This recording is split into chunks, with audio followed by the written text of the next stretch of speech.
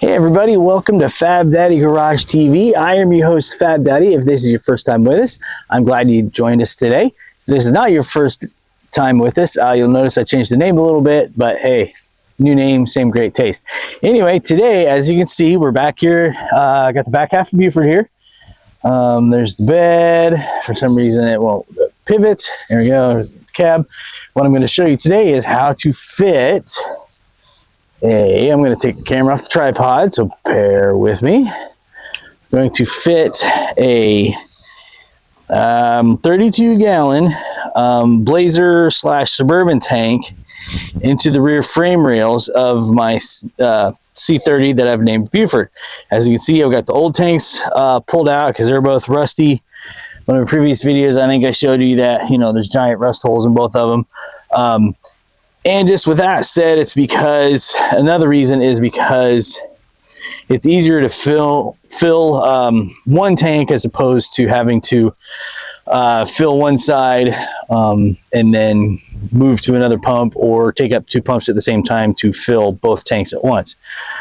Plus it's just cooler. So anyway, I'm going to show you some steps of what I ended up having to do. Again, what we're going to do is we're going to fit this 32-gallon tank back here in the frame rails. And if you notice, I have a new box that was just delivered by Shelby, my FedEx delivery lady.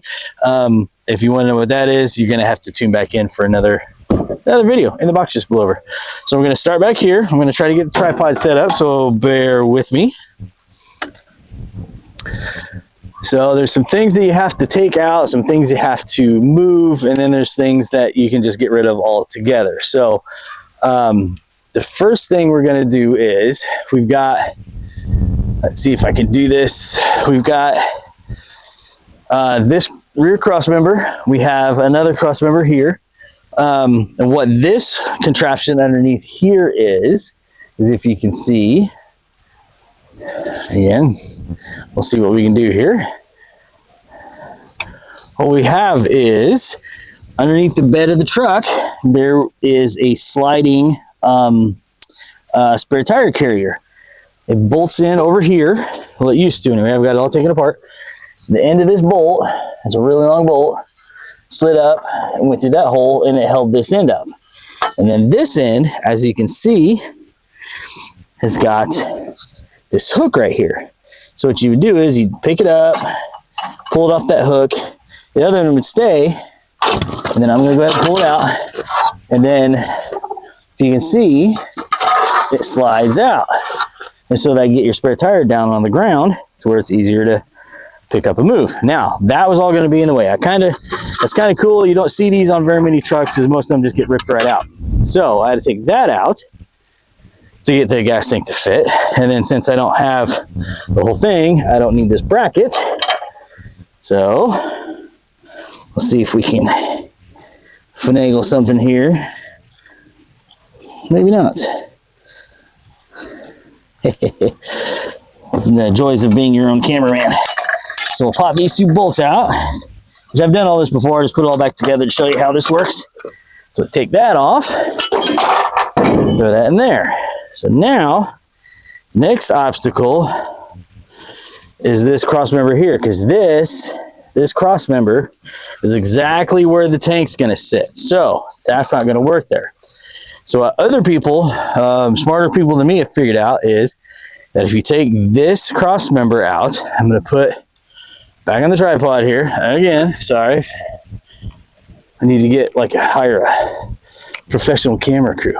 So what you can do is take,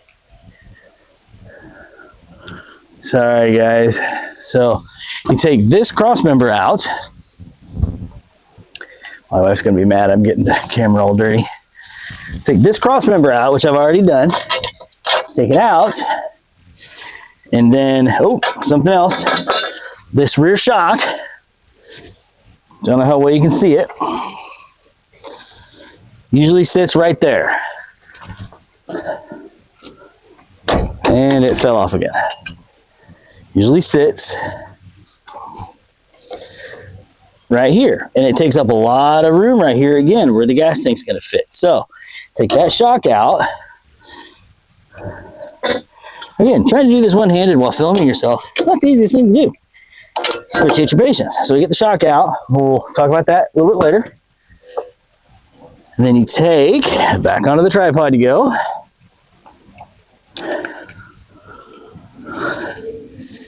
Take this cross member out, which it's just bolted in. So you pull the bolts out and you take them.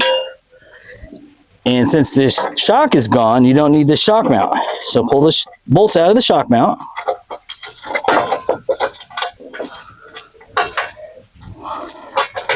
Maybe. All right. So don't need those. Don't need the shock mount, so it can go bye-bye.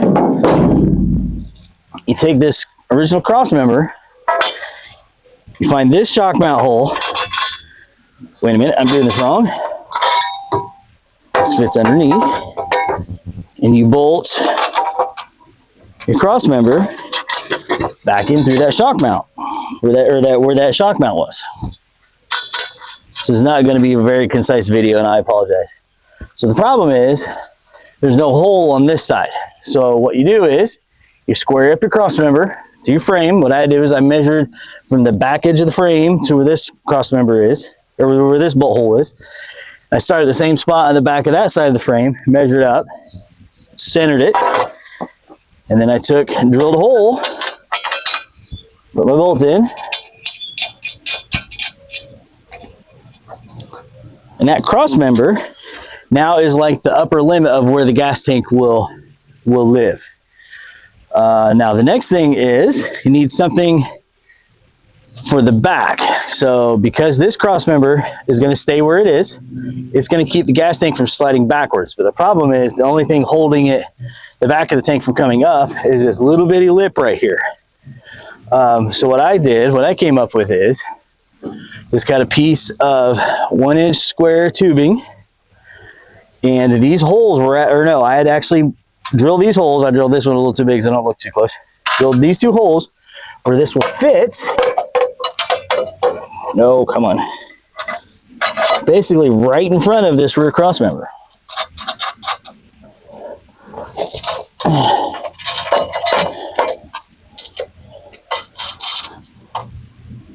And it's actually just below this piece, so those sharp edges will not be hitting the tank.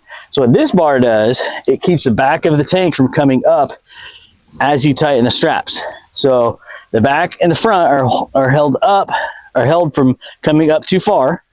This rear cross member keeps it from going back too far, but now the problem is, how do you keep the tank from sliding forwards? So again, we come in here, we found, I fitted the tank up in there and found where the front of it's going to be, and I mounted, and I drilled 2 holes in the bottom of the frame, and I have a new cross member. They're just made out of some heavy angle iron, and this actually goes all the way under the frame and bolts in. Maybe. It'd be so much easier if I had 2 hands.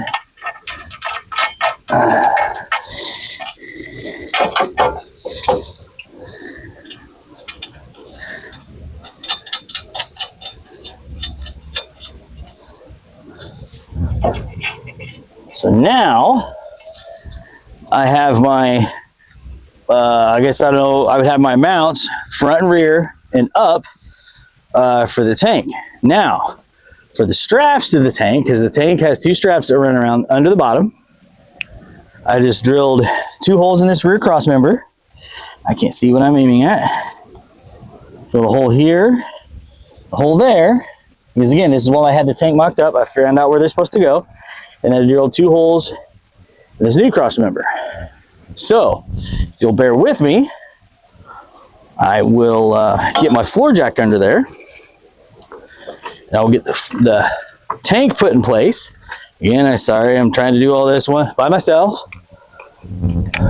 I'm hoping the sound is working because I don't want to have to do this video again because this is like the 3rd time. So, there. Maybe over here would be better. Okay, so what we're going to do is Got all the stuff out of the way and that out of the way. We're going to slide our floor jack under there.